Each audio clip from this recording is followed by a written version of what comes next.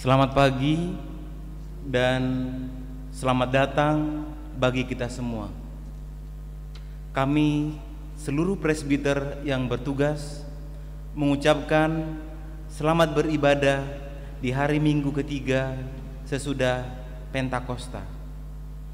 Kiranya ibadah yang kita lakukan saat ini berkenan di hadapan Tuhan.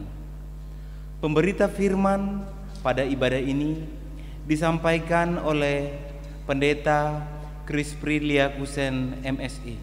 Gereja bukanlah sekedar sebuah tembok-tembok buatan manusia belaka. Gereja lebih daripada itu. Gereja sesungguhnya ialah diri kita sendiri. Jiwa dan raga kita ialah tempat Kristus yang penuh kasih berdiam diri. Dengan demikian, hendaknya sebagai gereja kita mampu memancarkan kasih. Kristus dimanapun, kapanpun, dan kepada siapapun, pancarkanlah senantiasa kehangatan cinta kasih Kristus kepada setiap ciptaan. Di bulan Pelkes GPIB saat ini, marilah kita menjadi berkat bagi banyak orang dengan terus menyuarakan Injil Kristus melalui karya pelayanan sebagai gereja, serta menjadi gereja yang tidak egois, yang hanya memikirkan dirinya sendiri, melainkan gereja yang misioner. Kiranya GPIB terus hadir menabur kasih yang menumbuhkan sukacita dan harapan melalui dari kota hingga ke pelosok desa. Biarlah GPIB melalui pos-pos Pelkesnya menjadi perpanjangan tangan Kristus yang merangkul di tengah situasi dan kondisi yang berat dan sulit saat ini. Sebab melalui kasih sesungguhnya harapan tidak akan pernah hilang. Kasih mampu menghangatkan yang dingin, menyembuhkan yang terluka, memulihkan yang remuk redam, dan membangkitkan yang terjatuh. Marilah kita berdiri menyambut firman Tuhan yang hadir di tengah-tengah persekutuan kita. Kita akan menghadap Tuhan dengan menyanyi Kidung Jemaat nomor 9, baitnya yang pertama dan baitnya yang kelima. Puji, hai jiwaku, pujilah Tuhan.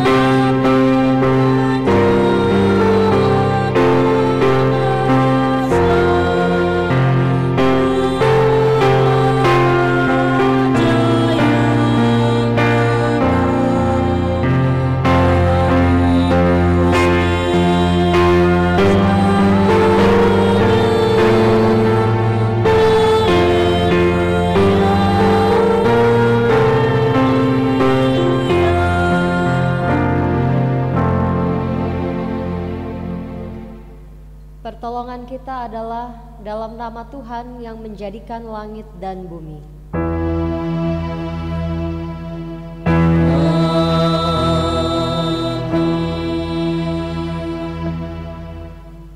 Rut pasal 1 ayat 8b menjadi nas pembimbing yang berkata, Tuhan kiranya menunjukkan kasih-Nya kepadamu seperti yang kamu tunjukkan kepada orang-orang yang telah mati itu dan kepadaku.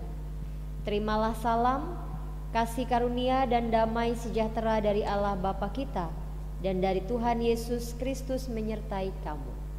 Dan menyertaimu juga.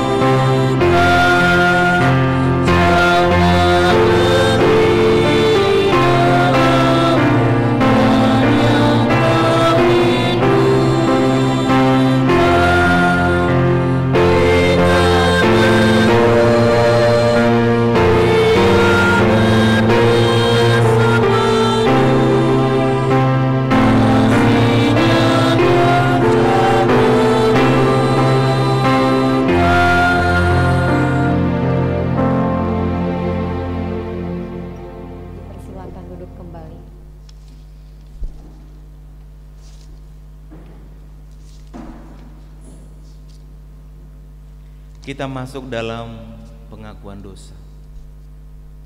Jemaat, marilah mengaku akan dosa-dosa kita dengan perasaan yang sungguh-sungguh menyesal dan malu, dan dengan penuh kerendahan hati. Mari kita berdoa.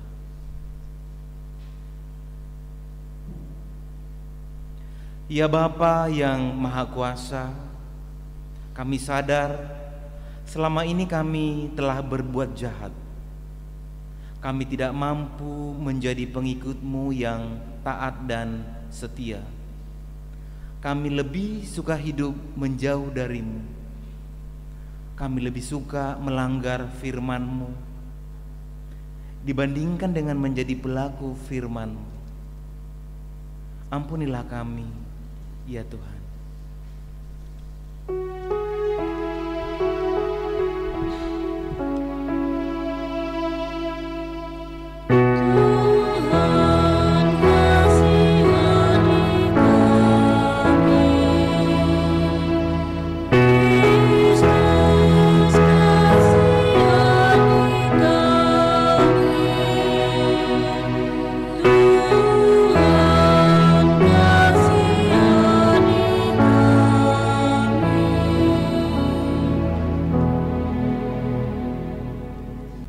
Ya Tuhan, kami belum mampu menjadi pembawa damai sejahtera-Mu di tengah dunia tempat kami berada. Kami gagal menaburkan kasih-Mu untuk menumbuhkan harapan tanpa pandang rupa dan pamrih. Kami sadar akan keegoisan kami. Kami sadar selama ini kami hanya hidup untuk diri sendiri. Sedangkan mereka yang kami sebut saudara hanya yang kami kenal dan dekat dengan kami. Kami lebih sering berputus asa, tidak percaya akan kehadiran-Mu, meragukan kuasa-Mu, menolak uluran tangan kasih-Mu. Ampunilah kami, ya Tuhan yang Maha Pengasih. Ajarlah kami untuk memiliki hidup yang bermakna bagi banyak orang, seturut dengan kebenaran firman-Mu dimanapun kami berada, baik di rumah, di tempat kami membanting tulang untuk mengais rezeki, di sekolah, di kota maupun di desa. Ya Kristus, kami mengaku dengan sungguh dan penuh kesadaran, serta dalam kerendahan hati akan segala dosa dan pelanggaran kami yang tak terhitung jumlah. Bersama-sama, Ya Tuhan, layakkanlah kami kembali untuk menerima pengampunan-Mu. Dengarlah permohonan kami, serta nyatakanlah kiranya belas kasih-Mu atas kami. Hanya dalam nama Kristus Yesus kami berdoa dan memohon pengampunan-Mu. Dengarlah ya Tuhan.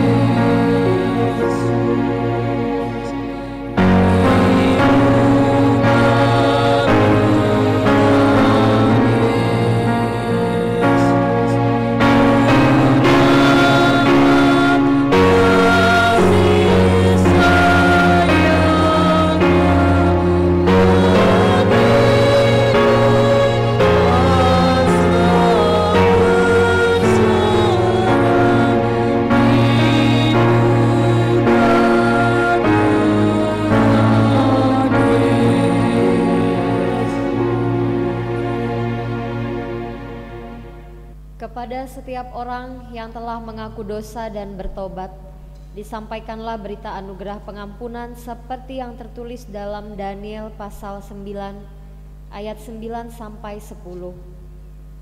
Pada Tuhan Allah kami ada kesayangan dan keampunan, walaupun kami telah memberontak terhadap Dia dan tidak mendengarkan suara Tuhan Allah kami yang menyuruh kami hidup menurut hukum yang telah diberikannya kepada kami dengan perantaraan para nabi hamba-hambanya. Demikianlah berita anugerah pengampunan, dan berdasarkan firman Tuhan ini, maka sebagai pelayan Yesus Kristus kami memberitakan bahwa pengampunan dosa telah berlaku dalam nama Bapa, Anak, dan Roh Kudus. Syukur kepada Tuhan. Amin.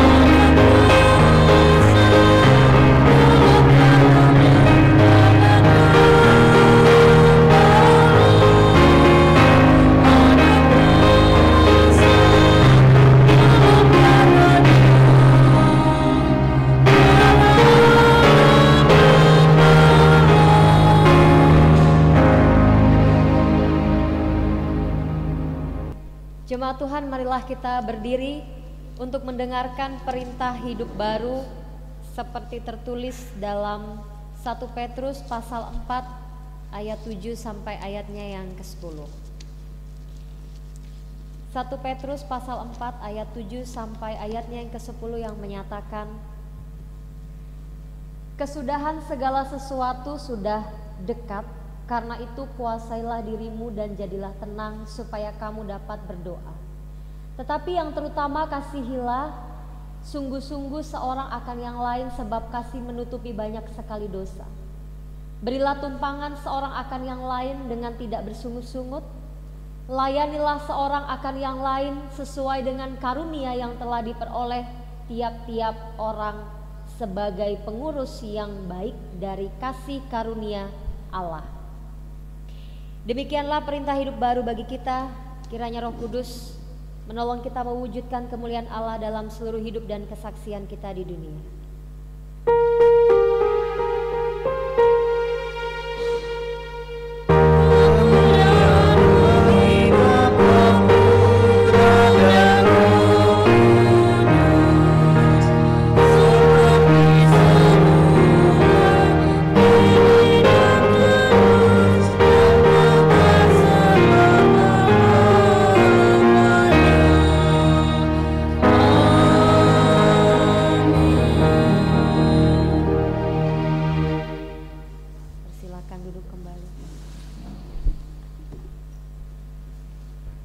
Jemaat yang dikasih Tuhan, mari kita mempersiapkan hati dan pikiran kita untuk masuk dalam pemberitaan firman Tuhan.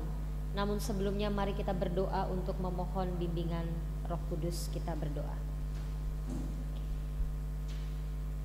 Ya Yesus Allah kami, firman yang hidup, kuasailah hati dan pendengaran kami saat ini ya Tuhan dengan kuasa Roh Kudus-Mu, agar firman yang akan dibaca dan diwartakan dapat kami hayati, dapat kami renungkan, terlebih lagi dapat kami lakukan agar memenuhi kehendak Tuhan.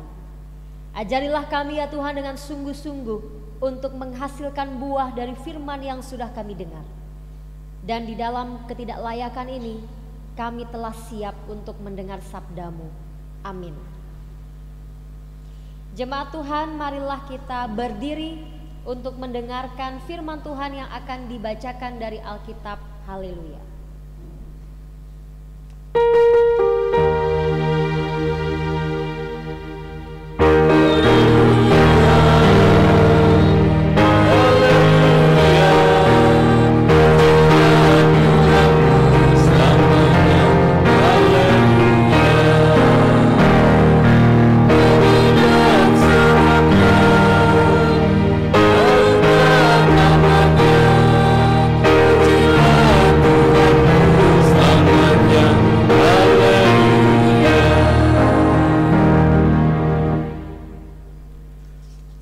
Pembacaan Alkitab di hari Minggu ini terambil dari Rut pasal 1 ayat 1 hingga yang ke-14.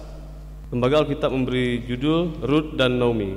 Pada zaman para hakim memerintah ada kelaparan di tanah Israel, lalu pergilah seorang dari Betlehem, Yehuda beserta istrinya dan kedua anaknya laki-laki ke daerah Moab untuk menetap di sana sebagai orang asing.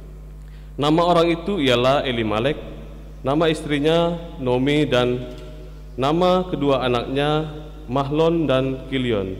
Semuanya orang-orang Efrata dari Betlehem Yehuda, dan setelah sampai di Moab, diamlah mereka di sana. Kemudian matilah Elimelek suami Naomi, sehingga perempuan itu tertinggal dengan kedua anaknya. Kedua anaknya mengambil perempuan Moab, yang pertama bernama Orpa dan yang kedua bernama Rut, dan mereka diam di situ kira-kira 10 tahun lamanya. Lalu matilah juga keduanya, yakni Mahlon dan Kilion, sehingga perempuan itu kehilangan kedua anaknya dan suaminya. Kemudian berkemaslah ia dengan kedua menantunya, dan ia pulang dari daerah Moab, sebab daerah Moab ia mendengar bahwa Tuhan telah memperhatikan umatnya dan memberikan makanan kepada mereka. Maka berangkatlah ia dari tempat tinggalnya itu bersama-sama dengan kedua menantunya. Ketika mereka sedang jalan untuk pulang ke tanah Yehuda, berkatalah Naomi kepada kedua menantunya itu, "Pergilah, pulanglah masing-masing ke rumah ibunya. Tuhan kiranya menunjukkan kasih-Nya kepadamu seperti yang kamu tunjukkan kepada orang-orang yang telah mati itu dan kepadaku. Kiranya atas karunia Tuhan kamu mendapat tempat perlindungan masing-masing di rumah suaminya." Lalu diciumlah mereka, tetapi mereka menangis dengan suara keras dan berkata kepadanya, "Tidak, kami ikut dengan engkau pulang kepada bangsamu." Tetapi Naomi berkata, "Pulanglah anak-anakku, mengapakah kamu turut dengan aku? Bukankah tidak akan ada lagi anak laki-laki yang kulahirkan untuk dijadikan suamimu nanti? Pulanglah anak-anakku, pergilah, sebab sudah terlalu tua aku untuk bersuami. Seandainya pikirku ada harapan bagiku, dan sekalipun malam itu aku bersuami, bahkan sekalipun aku masih melahirkan anak laki-laki, masakan kamu menanti sampai mereka dewasa? Masakan karena itu kamu harus menahan diri dan tidak bersuami? Janganlah kiranya demikian anak-anakku. Bukankah jauh lebih pahit yang aku alami daripada kamu, sebab tangan Tuhan teracung terhadap aku?" Menangis pula mereka dengan suara keras. Lalu Orpa mencium mertuanya itu, minta diri, tetapi Rut tetap berpaut padanya. Demikianlah pembacaan Alkitab. Hendaklah sabda Kristus dengan segala kekayaannya menetap di antara kita, dan ucaplah syukur kepada Allah.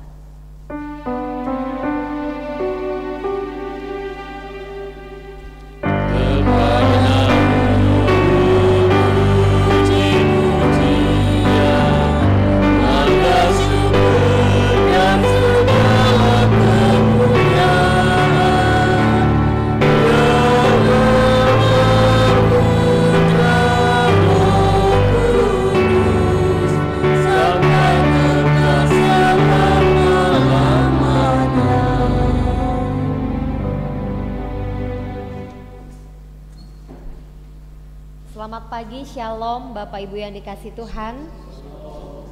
Pada minggu pagi hari ini, Rut pasal 1 ayat 1 sampai 14 menjadi dasar perenungan kita pada minggu 21 Juni 2020. Bapak Ibu yang dikasih Tuhan, jika kita bertahan di dalam hal-hal yang menyenangkan, tentu kita mampu bertahan. Ketika kita bertahan dalam kesuksesan, ketika kita bertahan dalam keberhasilan, ketika kita bertahan dengan kondisi materi yang boleh dikatakan berlebih, tentu seseorang gak usah lagi ditanya, mampu gak kamu bertahan jadi orang kaya? Ya pasti mampu. Tapi ketika kita dipertanyakan, mampukah kita bertahan di tengah-tengah penderitaan? Mampukah kita bertahan di saat kita mengalami suatu kegagalan? Tentu jawabannya 50-50 alias ragu-ragu. Bisa jadi kita mampu bertahan, bisa juga kita tidak mampu untuk bertahan di dalam kondisi tersebut. Apa yang dialami oleh Naomi yang berasal dari Bethlehem, mereka hijrah ya, oleh karena ada musibah yang melanda kota tersebut, yaitu kelaparan, dan pada saat itu dia dengan suaminya harus berpindah tempat, dan juga dia membawa kedua anaknya, dikatakan di dalam ayatnya yang pertama sampai ayatnya yang ketiga. Mahlon dan Kilion adalah anak dari Naomi dan Elimelek. Mereka satu keluarga hijrah karena bencana yang melanda kehidupan pada saat itu, terkhusus kehidupan keluarganya. Tentu hijrahnya mereka ini bukan tanpa sebab sampai mereka hijrah. Berarti kota di mana mereka berpijak memang sudah tidak ada lagi harapan ya untuk dapat mengembalikan tatanan kehidupan. Sudah tidak ada lagi harapan karena ada musibah kelaparan pada saat itu. Nah, saudara-saudara yang dikasih Tuhan, Naomi memiliki dua orang anak, Mahlon dan Kilion, dan pada saat itu mereka menikah dan memperistri perempuan yang berasal, kalau kita baca di ayatnya yang kedua dan yang ketiga ya, mereka adalah perempuan yang berasal dari Moab ya. Kalau misalnya kita berbicara dengan sejarah Alkitab ya, bagaimana keturunan Israel, bangsa Israel ya, dalam aturan hukum Israel bahwa mengatakan bahwa seorang yang bersuku dalam bangsa Israel, yang masuk dalam bagian bangsa Israel, tidak diperkenankan untuk melakukan perkawinan silang. Artinya itu tidak boleh menikah dengan yang berbeda sukunya, begitu. Ya, itu melanggar aturan. Jadi kedua anak dari Naomi ini menikahi perempuan dari Moab, yaitu Orpa dan Rut. Nah, singkat cerita, menjalani kehidupan di tengah-tengah pergumulan yang ada, keluar dari kaumnya dan dari wilayah mereka, dari Bethlehem.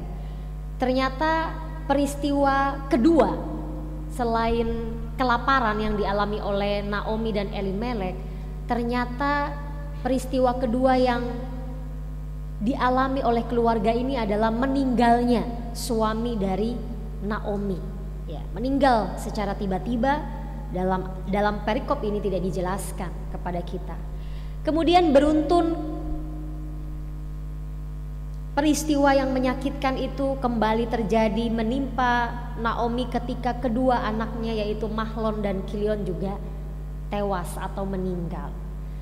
Nah, saudara-saudara yang dikasih Tuhan, bertubi-tubi persoalan dan penderitaan yang dialami oleh Naomi dalam menghadapi kehidupannya. Dia ditinggal suami, kemudian dia ditinggal oleh anak-anaknya. Jadi yang tersisa hanya menantunya, Orpa dan Rut ya. Ayatnya yang ke-6 dikatakan, kemudian berkemaslah ia dengan kedua menantunya dan ia pulang dari daerah Moab, sebab di daerah Moab ia mendengar bahwa Tuhan telah memperhatikan umatnya dan memberikan makanan kepada mereka.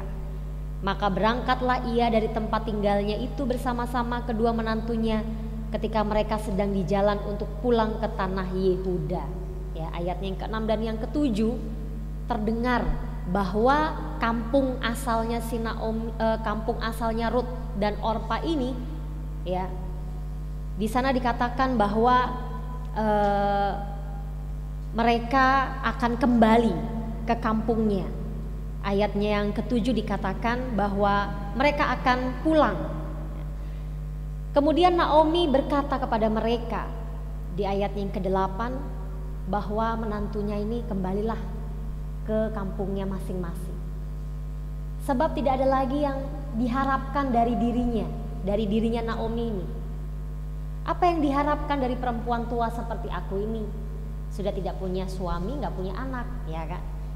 Jadi pulanglah, kembalilah ke kampungmu, ke kaummu, ya. Pulanglah masing-masing ke rumah ibunya, dan kiranya Tuhan menunjukkan kasih-Nya kepadamu seperti yang kamu tunjukkan kepada orang-orang yang telah mati itu kepadaku. Artinya ayat ini, kamu telah setia kepada anakku, kedua anakku yaitu Mahlon dan Kilion, maka sekarang kembalilah ke orang tuamu.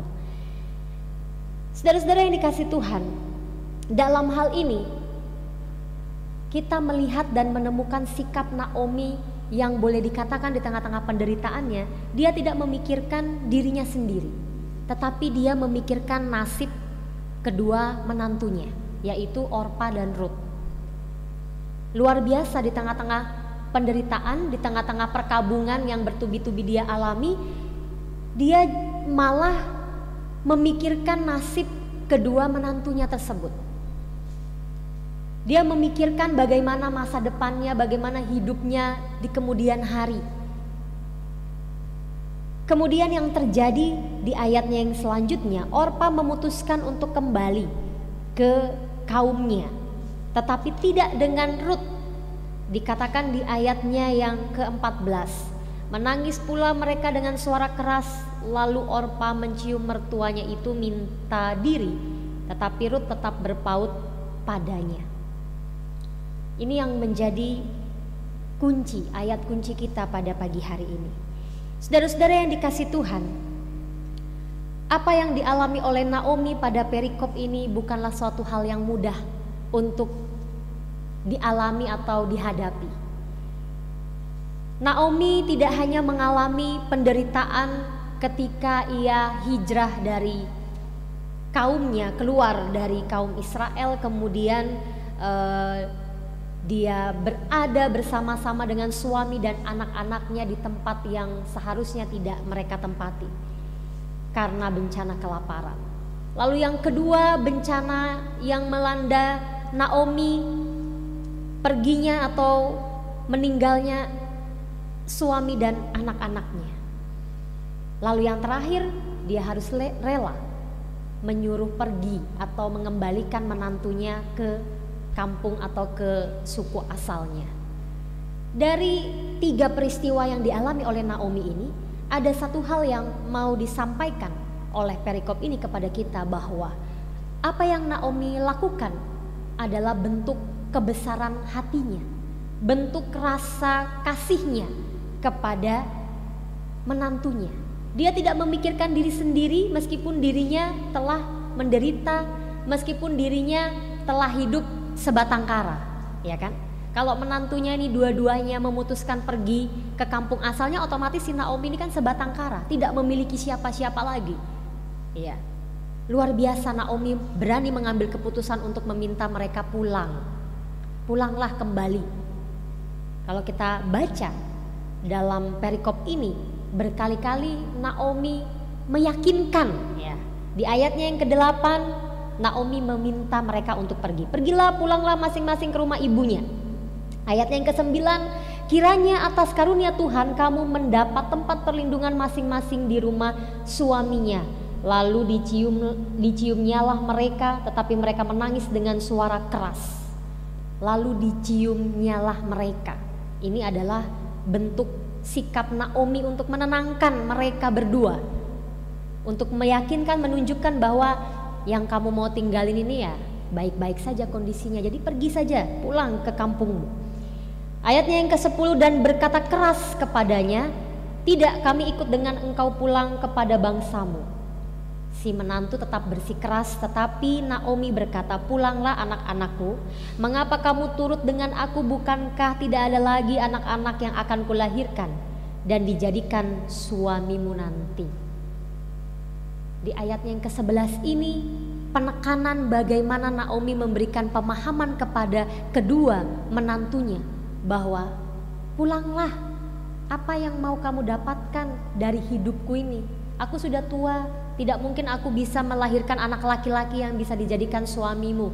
Kalaupun aku bisa melahirkan, di ayat yang selanjutnya dijelaskan, masakan kamu mau menunggu sampai anak itu besar nanti. Artinya Naomi juga mau bilang gak ada harapan kalau kamu mau hidup sama aku ini, ya kan? Tidak ada harapan lagi. Apa sih yang mau diharapkan dari seorang Naomi? Akhirnya menantunya ini pergi kembali ke kampungnya, tetapi tidak keduanya, Bapak Ibu Saudara yang dikasih Tuhan. Hanya Orpa yang kembali, tetapi Rut dia bertahan. Luar biasa. Naomi tentu tidak menduga. Dalam hal ini Naomi tidak menduga bahwa salah satu di antara menantunya akan bertahan bersama-sama dengan dia. Saudara-saudara yang dikasih Tuhan, apa maksud perikop ini bagi kita? Yang pertama yang perlu kita garis bawahi, ayatnya yang ke-8 dan ayatnya yang ke-11. Ini adalah sikap dari Naomi. Sikap dia dalam rangka menunjukkan dan menyatakan kasih dan kebesaran hati. Kebesaran hati sama dengan murah hati sama dengan kasih. Artinya dia memikirkan orang lain dibanding dirinya sendiri. Sekalipun kalau boleh dibilang pada saat itu Naomi sedang dilanda hal yang tidak menyenangkan. Ditinggal orang-orang yang dikasihi, suami dan anak-anak bukanlah hal yang mudah bagi kita yang sudah pernah mengalaminya. Belum lagi ketika menantu harus meninggalkan dia. Luar biasa, dia akan hidup seorang diri. Tetapi dalam ayatnya yang ke-8 dan ayatnya yang ke-11, ayatnya yang ke-8 dia meminta menantunya untuk kembali. Tetapi karena ada sedikit tawar-menawar, menantunya ingin tetap kepada dia, tetapi Naomi kembali meyakinkan di ayatnya yang ke-11 bahwa pulanglah. Ya. Pulanglah, karena di dalam kehidupanku ini tidak ada lagi harapan yang bisa menjamin masa depan kamu. Karena anak-anaknya yang laki-laki sudah meninggal dan dia sudah tidak punya anak laki-laki lagi. Artinya hal ini mau menyampaikan kepada kita, saudara-saudaraku, bahwa kebesaran hati seorang Naomi dapat dijadikan contoh di dalam kehidupan kita untuk menghadapi sebuah penderitaan. Itu hal yang pertama. Hal yang kedua, tidak hanya Naomi saja yang mau menjadi teladan dalam perikop kita, tetapi bagaimana sikap Rut yang juga tidak kalah ketinggalan. Di dalam perikop ini ayatnya yang ke-14, saya berkata menjadi kunci. Menangis pula mereka dengan suara keras, lalu Orpa mencium mertuanya itu minta diri, pamit. Tetapi Rut tetap berpaut padanya, tetap bertahan, tetap tinggal bersama dengan Naomi. Luar biasa apa yang dilakukan oleh Rut. Dia juga berani untuk memutuskan. Kalau Naomi tadi memutuskan untuk mengembalikan kedua menantunya, kalau Rut sebagai menantunya juga berani memutuskan untuk tidak kembali ke kampungnya, malah mau menemani dan hidup bersama dengan mertuanya. Keputusan yang sebagai manusia tidak mudah untuk dilakukan, ya. Tidak mudah dilakukan dalam arti apa yang bisa menjamin seorang Rut untuk bertahan dengan seorang Naomi yang boleh dikatakan tadi tidak ada harapan untuk masa depannya, ya kan? Tetapi inilah yang diambil keputusan oleh Rut. Dia tetap bertahan. Dia juga membalas apa yang dilakukan oleh mertuanya. Sikap Rut ini mengingatkan kepada kita tentang bagaimana kita juga memiliki rasa peduli, memiliki rasa peka kepada kondisi orang lain. Bagaimana di sini juga Rut memperhatikan kondisi mertuanya. Bagaimana juga di sini Rut Dengan kasihnya dia rela tidak kembali pulang ke kaumnya. Saudara-saudara yang dikasihi Tuhan, berbicara tentang aturan tadi yang sempat saya singgung di awal khotbah tentang kaum Israel, bahwa dalam peraturan kaum Israel bahwa pernikahan antar suku yang berbeda itu tentu dilanggar atau dilarang, ya. Karena suku Moab di mata orang-orang Israel adalah mereka orang-orang yang banyak belum percaya kepada Tuhan. Hubungannya dengan sikap Rut dalam perikop kita ini, bahwa apa maksud Tuhan dalam kehidupan Rut ketika dia mau bertahan untuk bersama-sama dengan Naomi mertuanya. Dalam hal ini Rut ikut mau bertahan bersama dengan kaum atau suku Israel. Bapak Ibu yang dikasih Tuhan, Tuhan memakai Rut untuk bersama-sama dengan Naomi, bukan hanya untuk mendampingi kehidupan Naomi yang saat itu sedang dilanda penderitaan, tetapi kehidupan Rut juga mau diubah oleh Tuhan untuk memberikan suatu pengharapan dalam kehidupan Naomi, agar supaya Naomi yakin bahwa kehidupannya yang hancur, yang menderita, tetap dapat dipertahankan karena ada kasih yang besar yang boleh Rut berikan kepada mertuanya. Dan Naomi juga seperti itu. Ketika Rut kehilangan suaminya dan harus kembali ke kampungnya,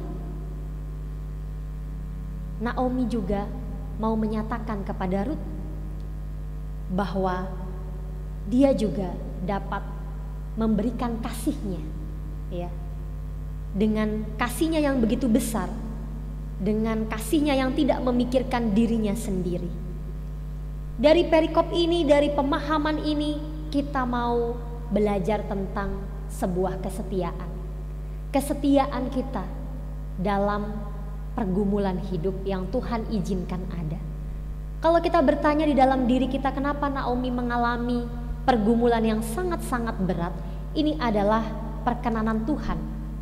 Dan yang dialami oleh Naomi adalah dia mampu bertahan di tengah-tengah penderitaan yang ada. Dia mampu bertahan, bahkan dia masih memikirkan kehidupan orang lain, dalam hal ini menantunya, dibanding kehidupan atau dirinya sendiri. Saudara-saudara yang dikasih Tuhan, dari perikop ini kita mau belajar tentang arti sebuah kasih yang setia atau kesetiaan dalam kasih yang mau ditempatkan dalam konteks pergumulan atau penderitaan. Tadi saya bilang kalau kita bertahan dalam kesuksesan, kita bertahan dalam keberhasilan ya mudah. Tetapi kalau kita bertahan di tengah-tengah penderitaan dengan penuh kasih dan kesetiaan, apakah kita mampu? Apakah kita bisa? Tetapi sejarah dalam Alkitab dan dalam pengalaman iman Naomi dan Rut kasih mampu membuat seseorang bertahan di tengah-tengah penderitaan yang levelnya lumayan tinggi. Kehilangan orang yang dikasihi, kehilangan anak-anak, kemudian harus merelakan menantunya pergi, luar biasa. Suatu pengorbanan yang tidak mudah dilakukan oleh orang kepada sesamanya.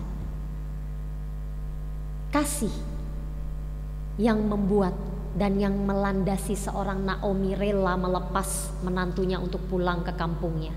Kasih yang mendasari hati Rut untuk tetap bertahan melihat kondisi mertuanya. Pertanyaannya bagi Bapak Ibu Saudara dan saya, sudahkah kita di dalam kehidupan kita saat ini mendasari kasih dalam menghadapi pergumulan kita sebagai pribadi maupun sebagai persekutuan atau gereja?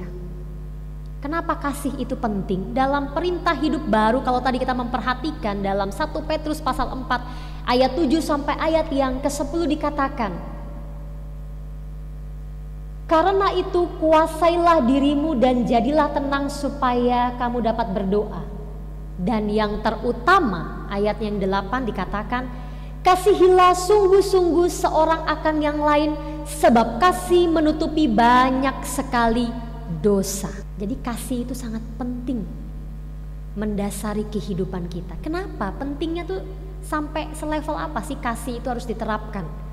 Karena dalam perintah hidup baru dikatakan bahwa kasihilah sungguh-sungguh seorang akan yang lain, sebab kasih menutupi banyak segala dosa. Kalau kita tarik kembali perikop ini, sebetulnya apa yang dilakukan oleh keturunan Naomi dan Elimelek ini kan melanggar peraturan Israel, kawin campur dengan suku yang berbeda, dengan kaum yang berbeda. Tetapi karena kasih, ya, karena apa yang dilakukan oleh Naomi, dia setia dengan penderitaan dan pergumulan yang Allah berikan kepada dia.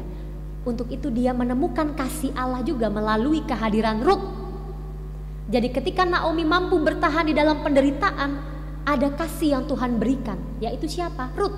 Rut dihadirkan dalam kehidupan Naomi bukan saja untuk mendampingi hidup Naomi selanjutnya, tetapi dalam hal ini Rut dihadirkan oleh Allah dalam kehidupan Naomi untuk menopang dan untuk menyatakan kasih Allah kepada hidup Naomi. Bapak Ibu Saudara yang dikasihi Tuhan, yang kedua dari perikop ini juga kita mau belajar tentang kepedulian, tentang loyalitas, kesetiaan. Bagaimana kita loyal kepada sesama kita, saudara kita, keluarga kita. Dalam perintah hidup baru juga dikatakan dan ditekankan dalam 1 Petrus pasal 4 ayat 7-10, ayatnya yang ke-9 dikatakan, berilah tumpangan seorang akan yang lain dengan tidak bersungut-sungut. Rut melakukannya. Dia memberikan tumpangan kepada Naomi. Apa tumpangannya? Hati yang besar, loyalitas, kesetiaan. Dia tetap setia, mau bersama-sama dengan mertuanya sekalipun mungkin. Apa sih yang mau diharapin dari kehidupan orang tuanya atau mertuanya ini yang sudah sebatang kara? Tetapi Rut tetap bertahan. Saudara-saudara yang dikasihi Tuhan, pada pagi hari ini kita belajar dua hal. Yang pertama adalah kasih tanpa alasan, dan yang kedua loyalitas. Sudahkah kita melakukan itu? Kasih tanpa alasan. Maksudnya apa kasih tanpa alasan? Aku mengasihi kamu bukan karena sesuatu, bukan karena ada maunya, tetapi aku mengasihi kamu karena Allah mengasihi aku. Perikop Rut pada pagi hari ini mau mengajarkan bagaimana Allah mengasihi Naomi melalui kehadiran Rut di tengah-tengah penderitaannya. Saudara-saudara yang dikasihi Tuhan, kalau kita mau melihat hidup kita saat ini, hidup kita saat ini mungkin sedang diperhadapkan oleh penderitaan, pergumulan, atau diperhadapkan dengan kesulitan-kesulitan dalam rumah tangga, atau kita sekarang sedang lemah, sedang sakit bertahun-tahun. Kalau kita mau dengan hikmat kita melihat, jangan kita melihat penderitaan kita dari sisi susahnya, tapi mari kita lihat suatu penderitaan diizinkan Tuhan karena Tuhan mengasihi kita. Karena dalam penderitaan itu Tuhan akan menghadirkan siapa saja untuk menjadi penolong. Naomi diizinkan Tuhan untuk menderita, tetapi Tuhan menghadirkan kasih kepada Naomi sebagai bentuk ada harapan di dalam hidup Naomi, yaitu siapa? Rut. Begitu juga dalam kehidupan Rut.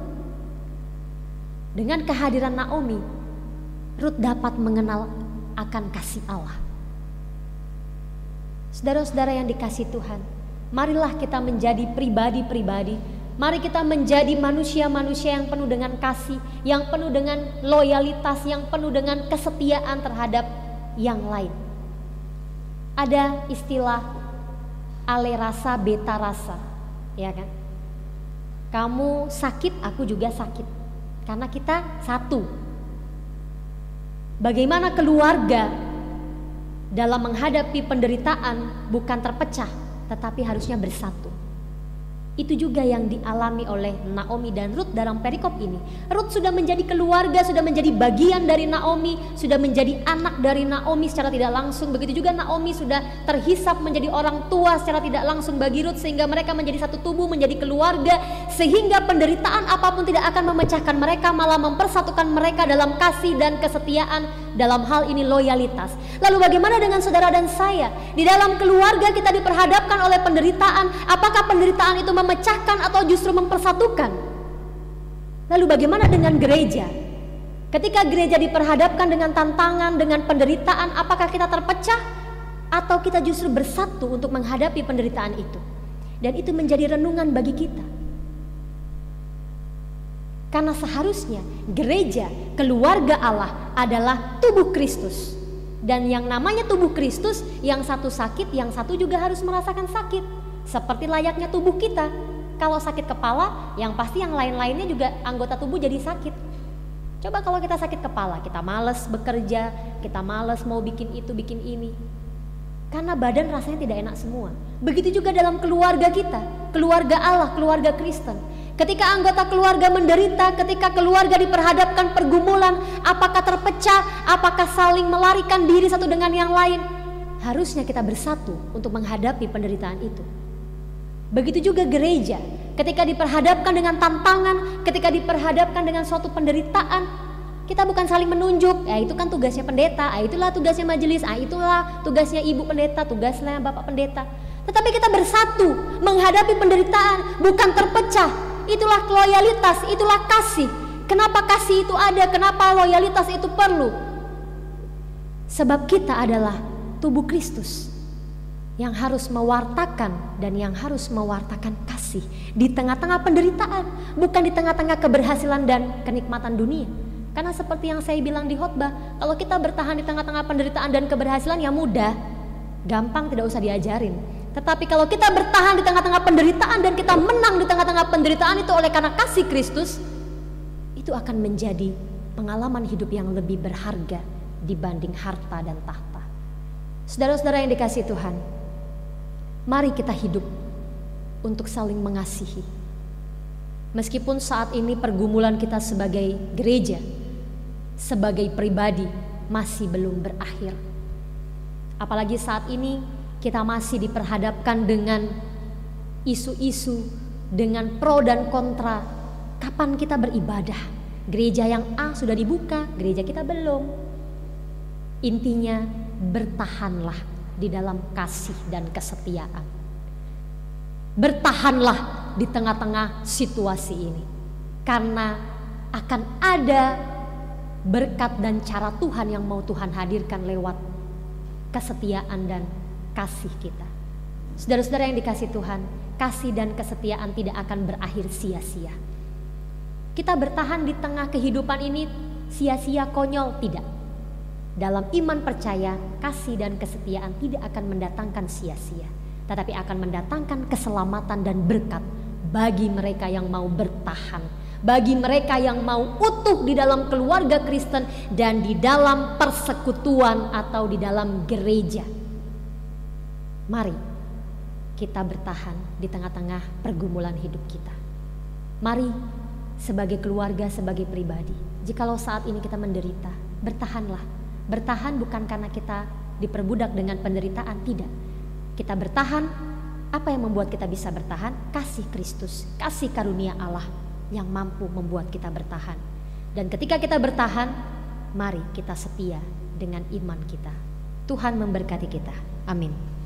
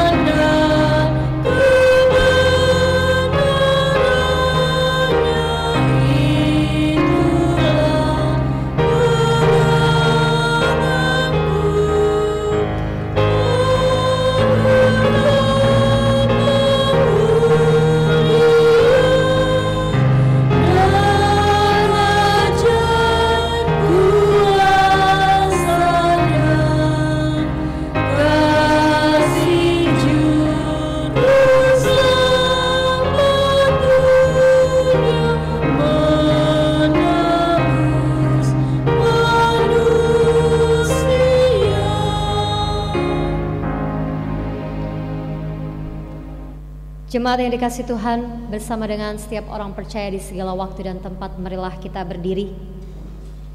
Marilah kita mengaku iman percaya sesuai dengan pengakuan iman rasuli. Dengan hati dan mulut masing-masing kita berkata, aku percaya kepada Allah, Bapa yang Maha Kuasa, Khalik langit dan bumi, dan kepada Yesus Kristus, anaknya yang tunggal Tuhan kita, yang dikandung daripada Roh Kudus, lahir dari anak darah Maria, yang menderita di bawah pemerintahan Pontius Pilatus, disalibkan, mati dan dikuburkan, turun ke dalam kerajaan maut. Pada hari yang ketiga bangkit pula dari antara orang mati, naik ke sorga, duduk di sebelah kanan Allah, Bapa yang Maha Kuasa, dan akan datang dari sana untuk menghakimi orang yang hidup dan yang mati. Aku percaya kepada Roh Kudus, gereja yang kudus dan am, persekutuan orang kudus, pengampunan dosa, kebangkitan daging dan hidup yang kekal.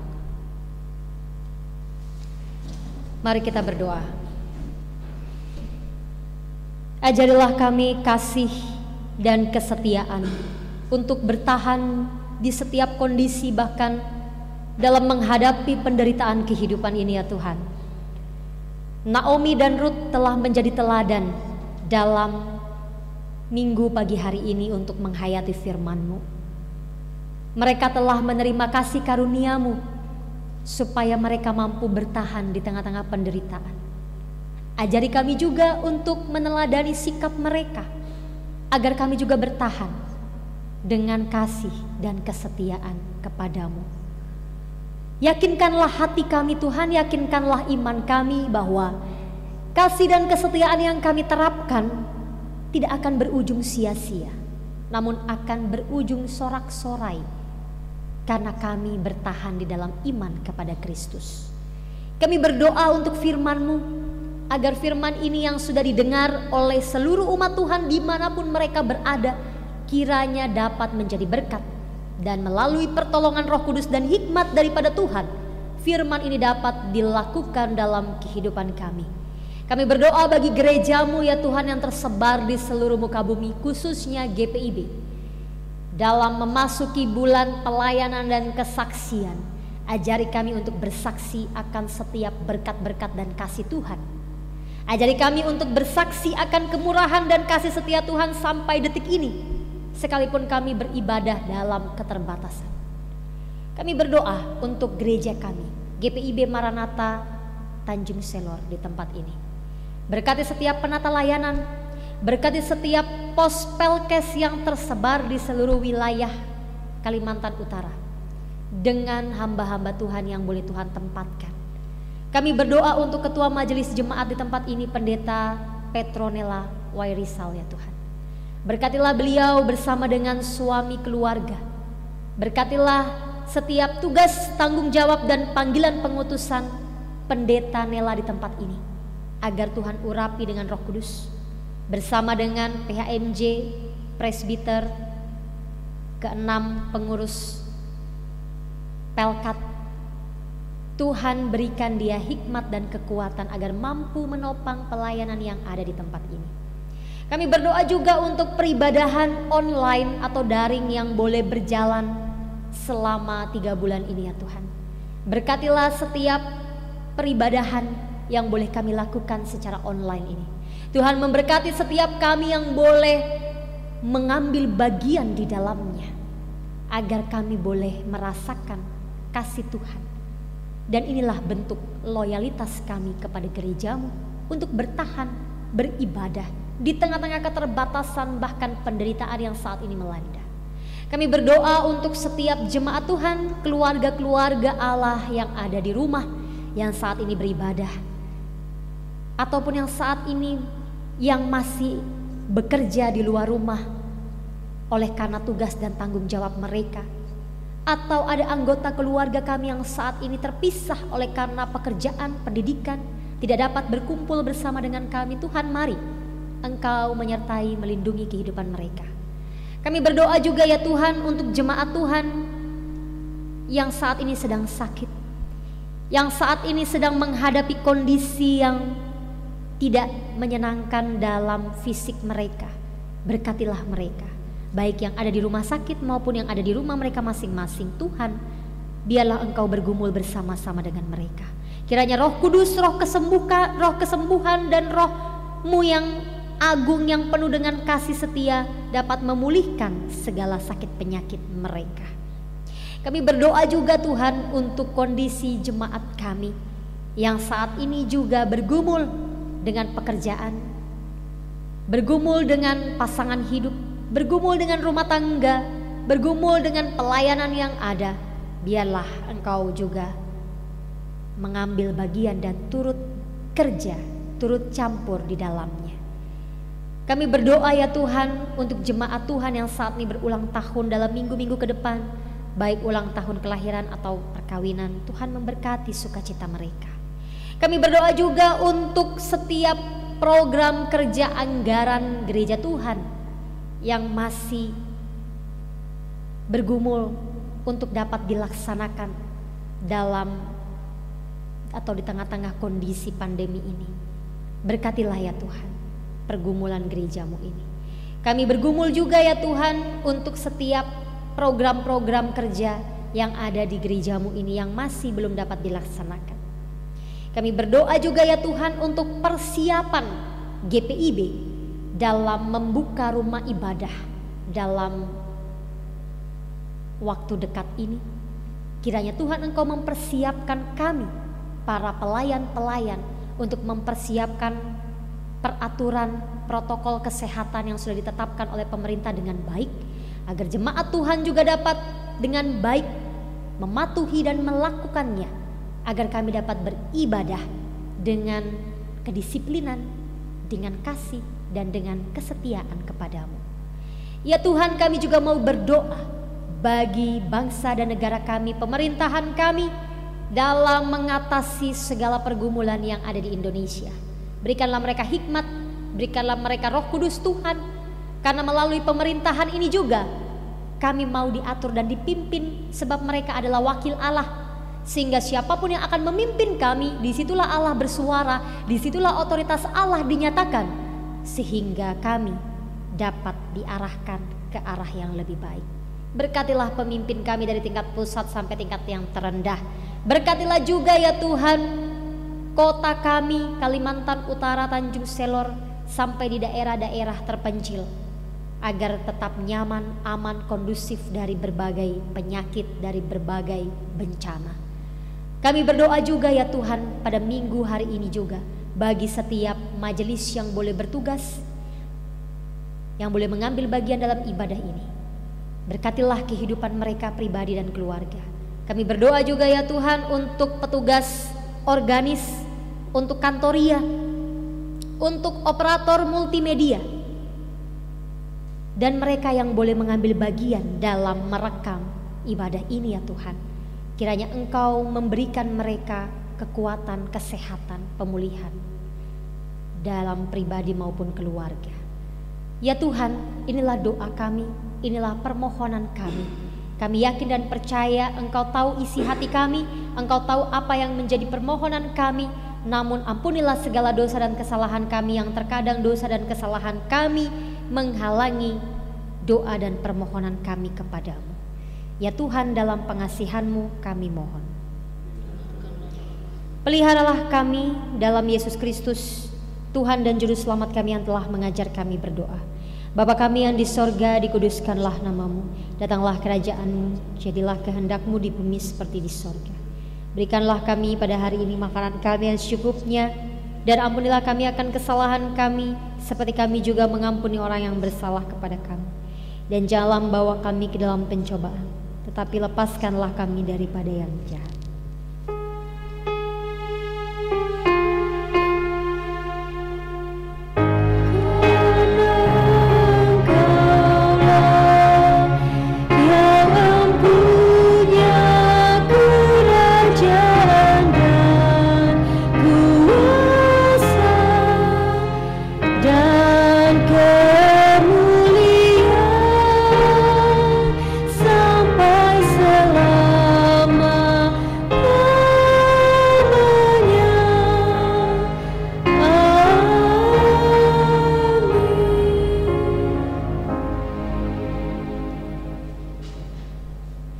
Bapak Ibu, saudara-saudari yang diberkati Tuhan, Kini saatnya kita memberikan persembahan syukur bagi Tuhan.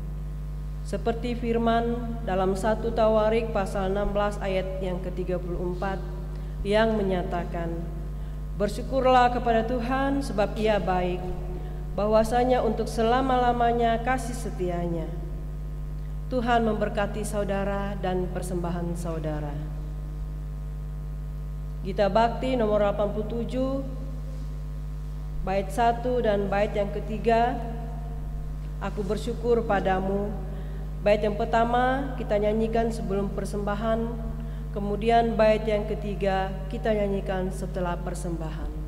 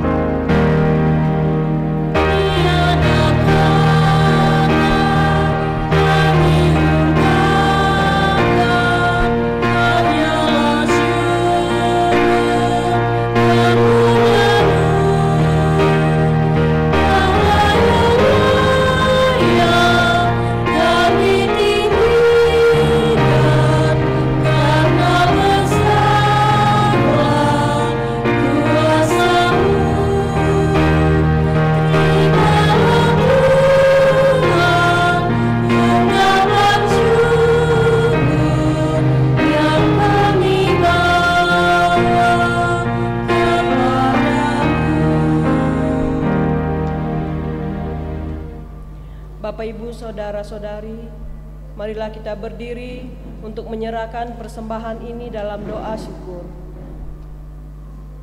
Kita berdoa. Ya Tuhan, terimalah persembahan kami yang tak sebanding dengan berkat yang Engkau berikan pada kami. Sebab siapakah kami ini sehingga mampu memberikan persembahan seperti ini, jikalau bukan dari-Mu juga persembahan yang kami berikan ini. Jadikanlah persembahan kami ini sebagai berkat untuk menyatakan kasih-Mu bagi sesama dan bagi pembangunan tubuh Kristus. Hanya dalam nama-Mu Yesus kami berdoa. Amin. Jemaat Tuhan, pulanglah dengan membawa damai sejahtera dari firman Tuhan yang telah kamu dengar. Bagikanlah sukacita beriman kepada semua orang dan lakukan firman Tuhan. Kami siap sedia kembali mewartakan cinta kasih Kristus yang telah kami dengar dan terima dari kebenaran firman-Nya dalam hidup kami bagi seluruh ciptaan di mana dan kapanpun.